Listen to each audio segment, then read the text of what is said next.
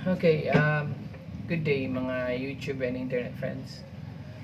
Sa ngayon, wala pa akong available na unahan ng PCP. So, for the meantime, gumawa ako ng budget meal PCP. Ito siya. Copycat to ng Benjamin Maximus or Benjamin Discovery. Yung mga ganon, using Armscore parts. Actually, dalawa lang parts na nagamit ko sa Armscore. Tatlo pala. Ito ay unregulated PCP.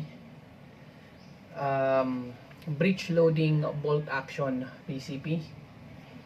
Ano yung breech loading bolt action? Alam niyo yung bolt action kasi bolt yan ginagano. Parang sa mga Armscore. Breech loading kasi ang kanyang lagayan ng pellet ay parang Nimrod style. Tapos wala siyang pellet tray.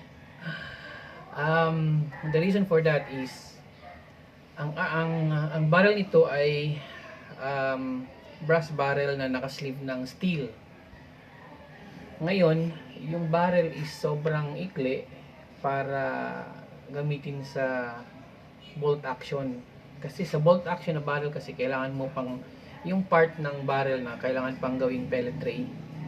So, since wala nang available length for pellet tray, nag-breech loading na lang tayo. So, ano ba yung sinasabi ko? Mas maganda ipakita ko lang sa inyo. So, pakita ko na lang. So, yan. Kita nyo. Sana makita nyo. Sensya na, pangit pa rin ang phone ko hanggang ngayon. Gulay ang aking phone. Oppo. So, you know, this is ang upper receiver niya is from Squires Bingham with serial number 13282. Okay. So, ito, kung nakikita nyo, yung part ng barrel is wala siyang pellet tray like sa mga Crossman o kaya sa Armscore. Diretso putol na siya dito, tapos meron na siyang butas for pellet, papasok ng pellet. So breech loading, this is called breech. And then pag lagay mo ng bala, push mo na siya ng bolt mo, yung pellet pusher, which is pin type, you know. Push mo siya, yan. Yan. Maglalak na yan. Pag ginawa mo yan, nakakasa pa rin siya. So wala siyang safety kasi budget meal eh. Hindi ko na napagawa ng safety. So breech loading, paano ka mag-load? Kasa mo, then horizontally, ganyan. Kasi pagka ginanyan mo, lagay mo yung pellet, mahulog. Pag ginanyan mo naman, yung pellet pusher, isasarado niyo yung butas bago ka pa makapaglagay ng pellet, you know.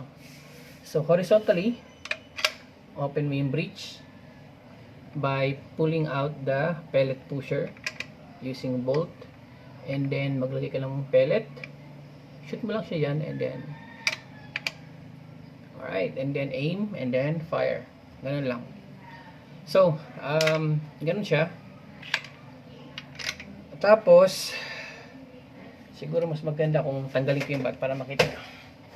So, eto, tanggalin ko yung bat ha, para makita nyo ang aking ginawa. I-explain ko sa inyo. By the way, budget meal lang ito. Hindi ito kasing mahal ng mga mas mababang presyo ito kaysa sa unahan ng PCP. Kasi simpleng-simple ito. So, ito siya. See? Upper receiver is from Armscore. Hindi Armscore ang barrel. Ang kanyang trigger housing ay from Armscore. Ang kanyang discharge valve sa loob, yung valve housing is from Armscore din. So, yun lang yung nagamit ko. And by the way, ito pala, barrel band niya, yung clamp type, it's from Armscore din. So, ito siya. Ayan. So, kung mapapansin nyo, isang buo yung tangke niya. T6 6061 alloy tube. May end cap. Sa end cap, nandun yung gauge. Sa ngayon, meron siya mga 2,200 PSI. Capable of 3,000 PSI ito. kayang-kaya niya ang 3,000 PSI. Yun ang maximum fill natin. And then, ang kanyang quick fill, nasa baba. Yan. May takip siya. So, yun. So, isang buo siya. Tapos, yung discharge valve niya, valve housing niya, rather, ilagyan, bukod sa meron siyang pin dito, or bolt, sa ibabaw. Yan. Ito, at saka ito. Yun yung normally nakikita natin sa arms core. Pero dito sa gawa ko, is, sa magkabilang gilid, nilagyan ko pa ng Allen bolt na maliliit, na 4mm. Para mas kayang mas matibay ang pag-hold niya sa discharge valve. And then this whole thing, ito na yung tangke niya. Laman nito ay air, high pressure na air. Tapos since this is a T6061 material, kaya nito ang 3,000 PSI na pressure. And then yan. Tapos, kung makikita nyo yung upper receiver niya, kinat ko siya dito para itong buong buong trigger assembly niya, if ever gusto mong magpalit ng hammer, unscrew mo lang itong bolt niya, I mean itong nut, and then hugutin mo na yung buong trigger assembly. Hugutin mo lang yan. Tapos hugutin mo yung bakal dito, yung spring guide. Kung mapapansin mo, gawa ito sa corrugated na steel. Pinatorno ko lang, pinalagyan ko ng pinagawan ko ng spring guide. So ganyan siya ka simple. Pag arms core kasi, pag halimbawa magpapalit ka ng spring, tanggalin mo tong pin, tanggalin mo yung spring, tanggalin mo yung pin, another pin, and then tanggalin mo yung trigger. Tapos, saka mo palang i-unscrew yung bolt sa loob. Ngayon, ito hindi na. Luwagan mo lang yung nut. Pag natanggal mo na yung nut, hawakan mo dito kasi merong tension dito kasi merong spring. Hawakan mo dito, tapos saka mo hugutin yung buong trigger assembly.